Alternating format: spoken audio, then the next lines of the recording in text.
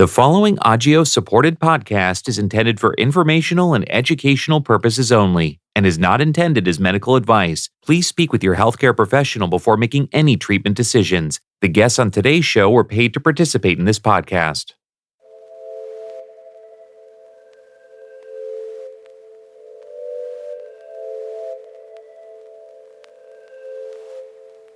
Welcome back to Just Listen Voices of PK Deficiency. My name is Amy Board, and I am one of the producers of Bloodstream Media and your host for today's episode. We have an excellent show for you. We're speaking with two leaders of the PK Deficiency Foundation. The PK Deficiency Foundation is a self-funded public charity which provides science-based education to patients, their caregivers, and the medical community. You can learn more about them at pkdf.org. Again, that is pkdf.org. So let me introduce you to Alejandra Watson and Lauren Miller D'Angelo. Alejandra is the founder and board president of the foundation, and she's also a caregiver to a son living with PK deficiency.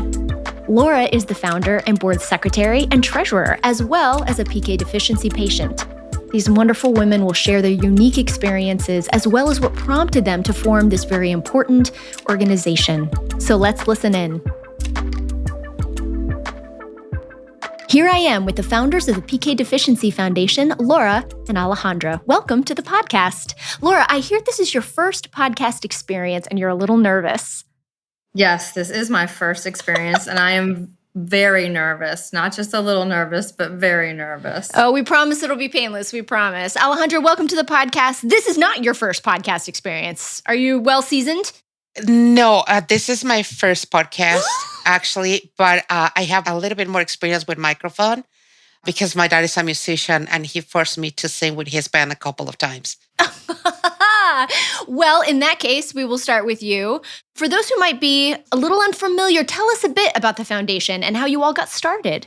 Well, the foundation started that it was a long-term dream for me because when my son was born, and I had no information about the Pyruvate Kinase deficiency, I started to search online and I found another person in the Netherlands. So when I was in my search to try to figure out what it was, this disease, what it means, how was going to be my son's life in the future, if he was going to live, he was not going to live. I got it the doctor's well, we're going to do the best we can, but he won't be living more than 3 months. Et cetera, et cetera. That it's a very familiar story for a lot of patients. Mm-hmm. Then I started the PKD support group in Facebook that is called People with Pyruvate Kinase Deficiency, along with the other girl in the Netherlands. Mm-hmm. So between both of us, we started I would say 8 people, maybe, in all over the world. And we were of course, anxious to meet each other. And then we started to find more people, slowly finding more people with Pyruvate Kinase deficiency. After a long time, in 2011, we heard for the first time about Agios and what they wanted to do. In 2013, we have our first meeting with a lot of patients with Pyruvate Kinase deficiency and caregivers. And I went to the meeting and I told them about my wishes to create a foundation. So for many years, I went to different conferences and different things about how to create a foundation. The information was amazing, but nothing had a head or feet or legs you had the legs and you had the feet and you have the brain and you have everything. But put it all together, it was the biggest thing that how can you put it like a puzzle?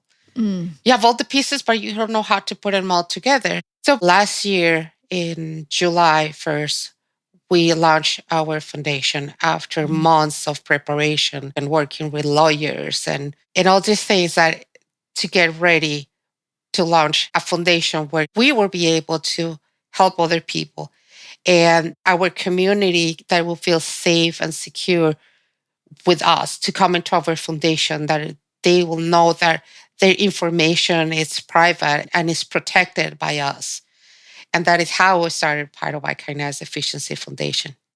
That's wonderful. I'm so struck by the passion that started from your own personal experience and not seeing something there that you needed for the community and the foundation. I'm really struck by that.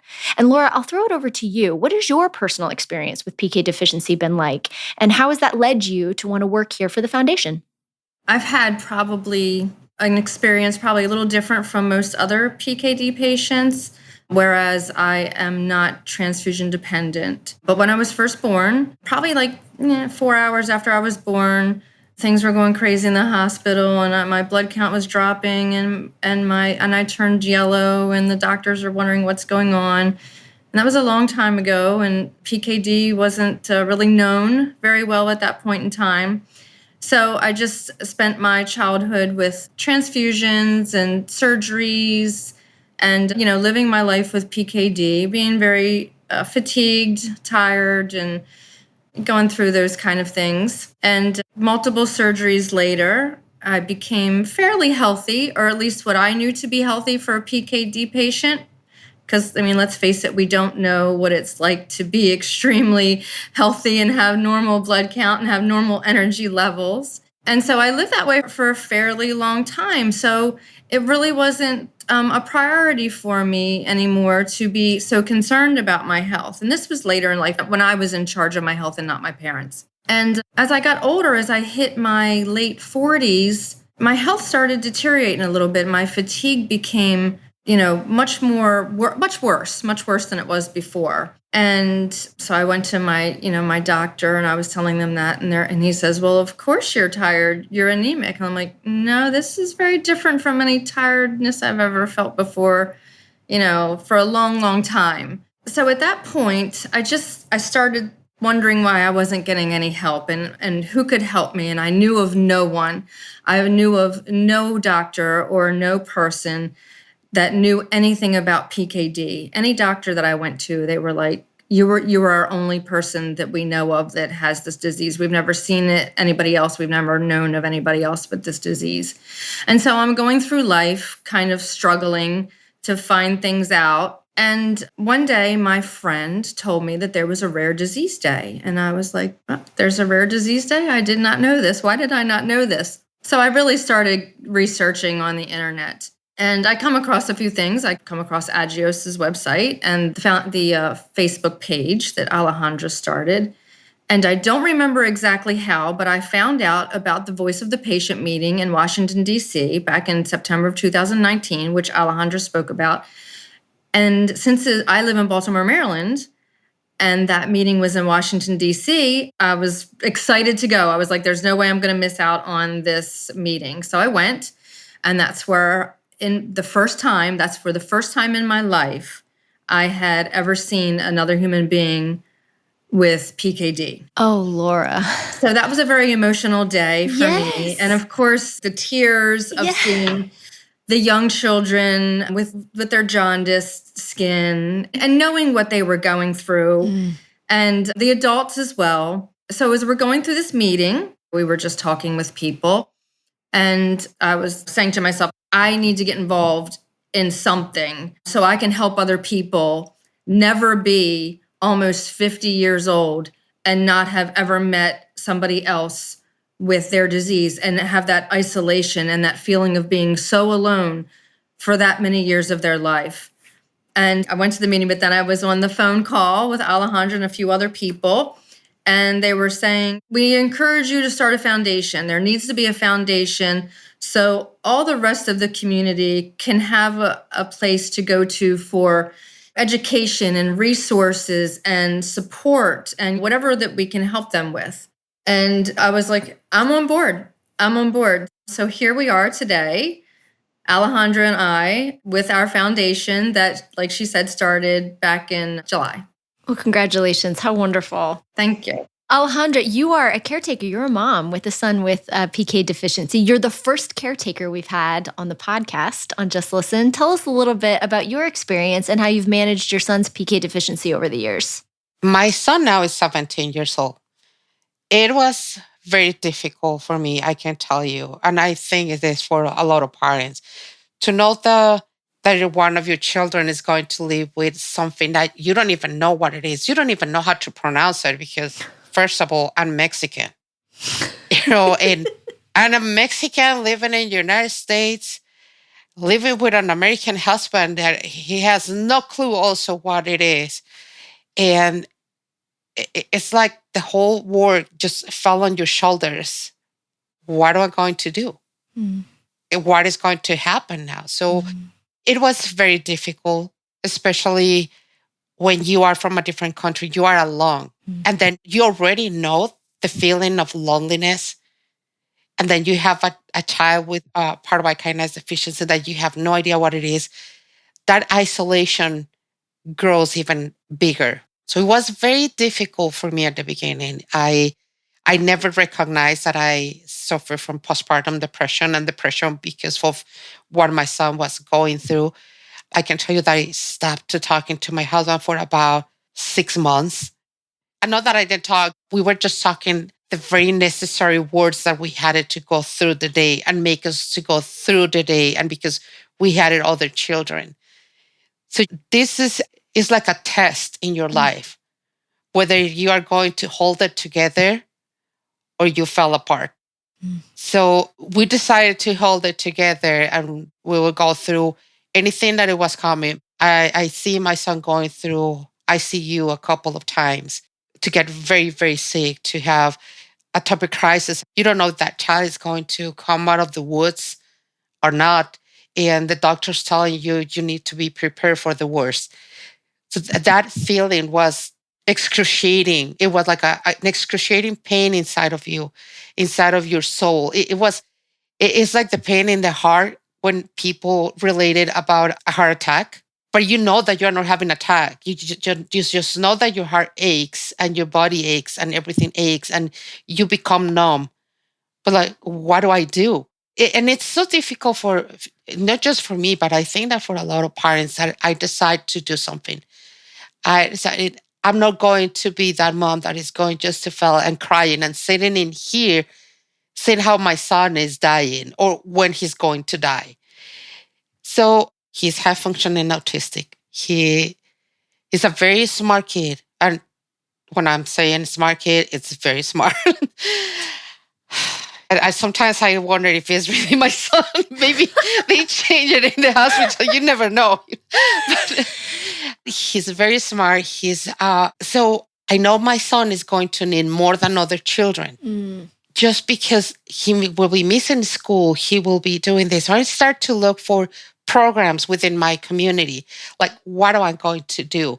When I'm going to take my son to start to learn to live in this society? Because at the end, he needs to learn how to live in this society. I cannot isolate him from everything else. While I was being isolated, I didn't want him to be isolated. So I started to look for programs. I went to different places. I need to find, my son has this disorder, it's chronic. He needs blood transfusions because he has been getting blood transfusions since he was born every 3 weeks. So he has already over 300 blood transfusions. And like Laura, probably 14 surgeries. But more important than all these surgeries and all these blood transfusions is how he's going to live. So I started to teach Jonathan since he was little. I'm giving you this medication because of this. I always tell him they are going to poke you and it's going to hurt. And I'm sorry that it's going to hurt. I don't want that you get hurt. And I love you so much. And I'm going to be here the whole way holding your hand. If something hurts, just squeeze my hand. So his life as a child was difficult. But I have other 3 children back then. I had it then when Jonathan was 4 years old, I had my son, Anthony, that is the baby. So how, as a mom, you need to accomplish to have a child with a chronic illness and then 3 other children at home that they also need you. So I started to do like a week for each child. So the month has 4 weeks, right? So 1 week for Jonathan, 1 week for Anthony, 1 week for Kevin, and 1 for Alex. So once a week, we had a dinner, a date. I had a date with one of each of my children, even if it was Jonathan. We create our dinner time, which our dinner time was that it was Jonathan with everybody. Whether he was at the hospital or not, every night we had a dinner together. We teach Jonathan that we are a family and we support each other, and we were going to help him no matter what. So his brothers, they were learning along with me what Jonathan was going through. And I'm going to tell you that my biggest fear was that I was going to die young. And I said, what is going to happen if I die? What is going to happen with my child? So all these worries, that they were like keeping me awake at night, and what do I have to do? So instead of keeping awake, just wondering, I was staying awake all night searching. And like, okay, I'm going to do this research. What is happening this? I don't have a medical background, just to let you know, but it was so much on me that I wanted to understand what was happening and how I was going to help my child. I didn't find a book that it was saying you need to do this. So I just was learning day by day how to manage Jonathan. And then we find when he was probably around 8 years old, and I say, you're going to start this other medication that you need to get infused. I teach him how to put a needle himself in his belly, how to start his medication. By the age of 10, he was taking care of his own medication all on his own. Because every time that we were going to the doctor had it. Every doctor is going to ask you, what are you taking? Do you know what are you taking? Is this one working? Is this one not working? So I let him interact with the doctor. And I was always like, Jonathan, you need to talk to the doctor. I'm not sick. You are the one that is sick.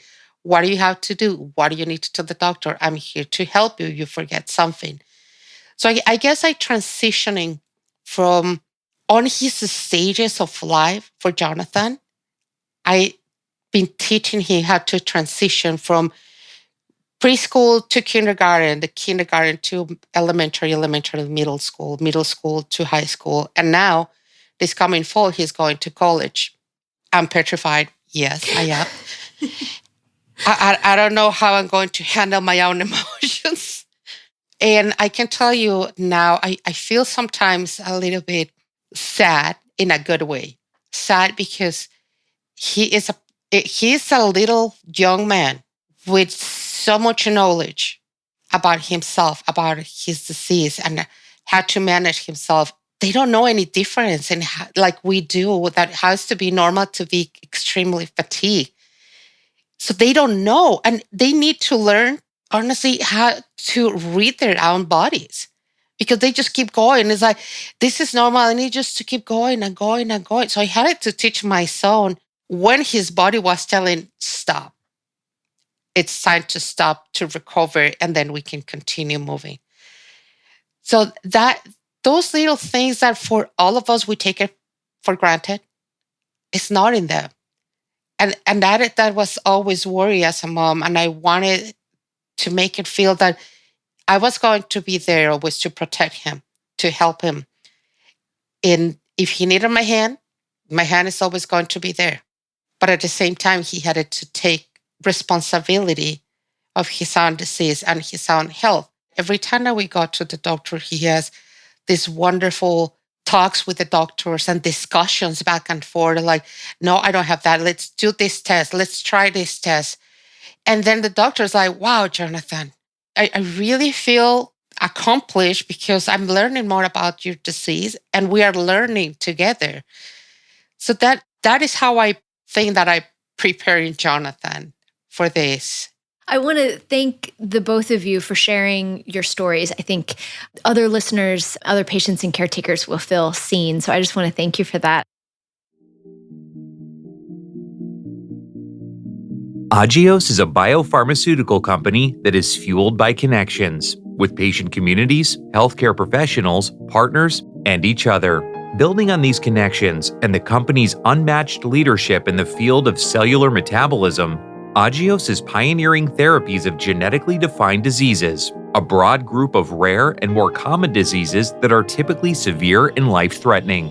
Near term, Agios is focusing on advancing a clinical pipeline of investigational medicines for hemolytic anemias, including pyruvate kinase or PK deficiency, thalassemia, and sickle cell disease. To learn more about PK deficiency, visit knowpkdeficiency.com. That's knowpkdeficiency.com. I'd love to turn to the foundation work a little bit. Laura, tell me a little bit about what the foundation means to do for the community. What are some of your goals and objectives? I just want to tell everybody that if you go to our website, our goals and objectives are right there for everybody to see. We have 5 programs that we're going to be working on. Some are short-term and some are long-term. One of the things is we want to encourage our community to do some of their own grassroots fundraising for the PKD community, whether it be children with lemonade stands or blood drives, which is very important now since we have a national shortage of blood and we have so many people who are transfusion dependent and need transfusions every 3, 4, 5 weeks. It's very important to do that. So I think that's one of the first things that Alejandra and I want to do this year is to encourage people to do some of that grassroots fundraising to get involved in the community, and that we're here to help them. We're here to help them do that. One of the other things that I'm really excited about providing our community is the awareness of other people and where they live, and if there's any people close to them. I'm from Baltimore, Maryland, and I don't know anybody else from my state, so that they can meet those people or start whatever it is they want to start with them, whether they do a fundraising thing or whatever. And also be able to tell them where there are specialists or hematologists, other specialists who are aware of PKD, who have knowledge of PKD, and where those specialists are, so that they can reach out to those specialists or have their physicians reach out and communicate and collaborate with each other on their care. Those are 2 very important things to me. I think those are more of our short-term goals. Like I said, we have some long-term goals too, but we want to get the community involved in our goals. And we ask everybody that do visit our webpage. There's a link at the top of our webpage called Get Involved, to click that link and then click the volunteer link and to fill out the form and let us know what you're interested in, what your skills are, where you think you could help, or where you just want to help. Even if you want to be taught how to do something, we would appreciate that, and we would love to know what everybody would want to get involved in. And it's actually a pretty small community, and we know that we're so spread apart and we're so rare that we want to bring the people together. Absolutely. Both of you, I'm interested in what you think this podcast will mean for the community. What are some of the ways that this podcast could bring folks together? I'm thinking this might be the first time anybody is going to hear a patient and a caregiver talk about our experiences as a patient and caregiver, and talk about our foundation and how we got together. And I think that they will be encouraged I hope that they'll be encouraged to reach out to other people or just to learn a little bit more. I think when people hear what other people have to say, they feel a part of that and they don't feel so alone anymore. So I think that's something that the podcast is going to be able to do for people. I think also I would like to add of what Laura just said, that we firmly believe that this podcast will bring more needed information to the community, their families, friends, the population in general. A lot of times the patients, they cannot go everywhere with a pamphlet or the information about the disease, but a podcast can get to different places. You can hear what you are driving. People can understand what they are living. So it's a spreading the word, it's creating more awareness, that helps our community.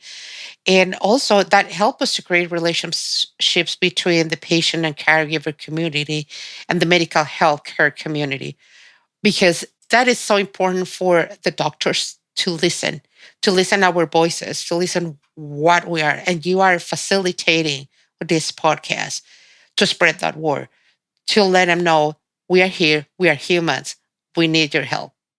As a close, what would you like to say to the community? This is your opportunity to maybe be in a home that has never heard anyone that has PK deficiency. So what are your hopes for that community? What would you like to say?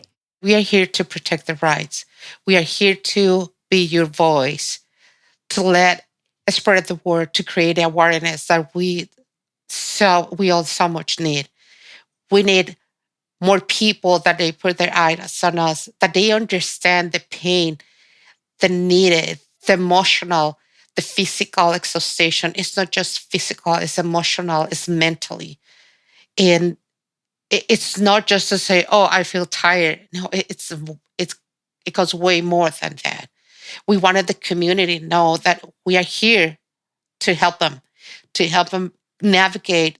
I want to tell people that they're not alone. I want them to know that they're not alone, because that was one of the hardest things for me to go through in my life, is to feel so alone and be told by every doctor that I've ever seen for whatever that they didn't know anybody else. I honestly thought I was the only person in the world with PKD until I was almost 50 years old.